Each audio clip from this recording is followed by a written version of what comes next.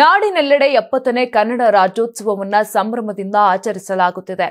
ಶ್ರೀ ಕೇತಕಿ ಶೈಕ್ಷಣಿಕ, ಸಾಮಾಜಿಕ ಮತ್ತು ಸಾಂಸ್ಕೃತಿಕ ಸಂಸ್ಥೆ ಹಾಗೂ ಹಣಮು ಪಾಜಿ ಗೆಳೆಯರ ಬಳಗ ಬೀದರ್ನಲ್ಲಿ 4ನೇ ವರ್ಷದ 70ನೇ ಕನ್ನಡ ರಾಜ್ಯೋತ್ಸವವನ್ನು ವೈಭವದಿಂದ ಆಚರಿಸಲಾಯಿತು.